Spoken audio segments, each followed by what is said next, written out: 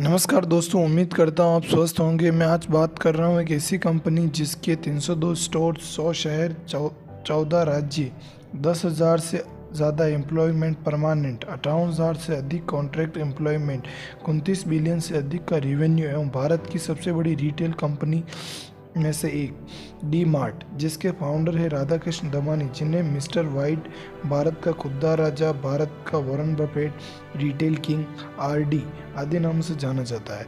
राधा कृष्ण दमानी का जन्म 1 जनवरी 1954 को राजस्थान के बीकानेर जिले में एक मारवाड़ी परिवार में हुआ। उनके पिता का नाम शिव किशन दमानी था, जो एक स्टॉक ब्रोकर थे। राधा कृष्ण दमानी को बचपन से ही पढ़ाई में मन नहीं लगता था।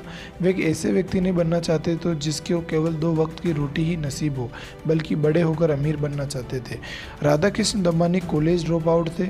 उन्होंने केवल 12वीं पास की, कॉलेज पूरा नहीं किया। राधा कृष्ण दमानी को शुरू से ही अकाउंटिंग की पढ़ाई में बहुत रुचि थी, इसलिए अपनी प्रारंभिक शिक्षा पूरी करने के बाद दमानी मुंबई यूनिवर्सिटी से कॉमर्स में स्नातक की डिग्री प्राप्त करने की कोशिश की, लेकिन वे परीक्षा को आगे जारी नहीं रख पाए। प्रथम वर्ष में ही पढ़ाई छोड़ दी। उनका मानना था कि आज के समय में डिग्री से ज़्यादा जरूरी नए विचार है, जिसके द्वारा पहचान बनाई जा सकती है। कॉलेज छोड़ने के बाद राधा कृष्ण दमानी ने अपना खुद का बॉल बेयरिंग का बिजनेस शुरू किया।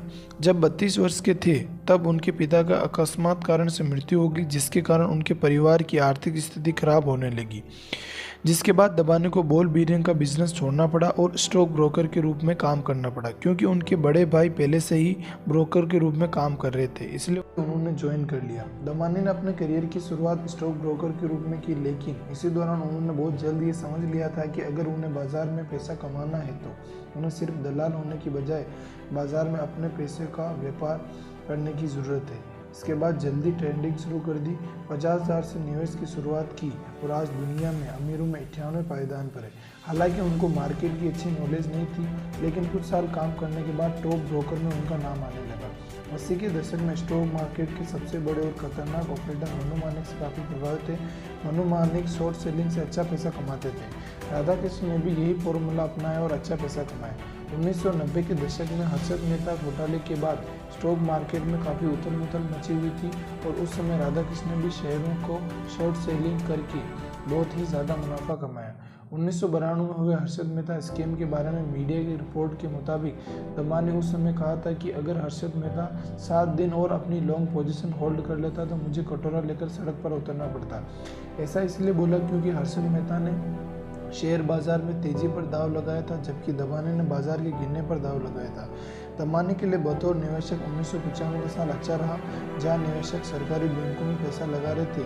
वहीं दमानी ने सस्ते वैल्यूएशन में मिलने वाली कंपनी में लंबे वक्त तक रुकने का फॉर्मूला अपनाते हुए HDFC बैंक के IPO में पैसा लगाया। इससे उन्होंने जमकर पैसा कमाया। ऐसा भी नहीं कि उनको हमेशा सफलता ही मिली, उनका पैसा लॉस में भी गया।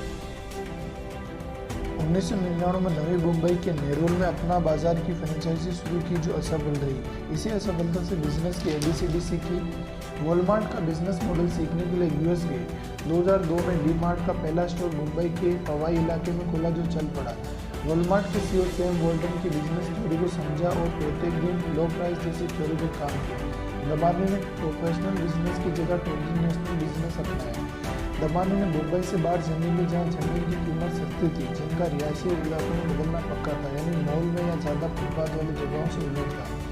दमानी धड़ाधड़ स्टोर खोलने की जगह क्वालिटी पर फोकस किया। 2011 में डी मार्ट के 25 स्टोर थे और वर्तमान में डी मार्ट के 284 स्टोर है देश भर में। दमानी कुछ प्रोडक्ट्स को छोड़कर खुद का ब्रांड रखते हैं ताकि कीमत कंट्रोल कर सके। राधा कृष्ण दमानी की नेटवर्थ 16.7 बिलियन, जो विश्व में उन्हें 104वें अमीर के पद पर बिठाता है। डी मार्ट का IPO 2017 में लॉन्च किया, जो पिछले 13 सालों में किसी कंपनी का लिस्ट नहीं हुआ। 102% का रिटर्न था। राधा कृष्ण दमानी ने PM केयर्स फंड में कोरोना काल में 100 करोड़ का डोनेशन दिया। राकेश झुनझुनवाला राधा कृष्ण दमानी को अपना गुरु मानते थे। थैंक यू गाइस, उम्मीद करता हूँ इससे आपको बहुत कुछ सीखने को मिलेगा।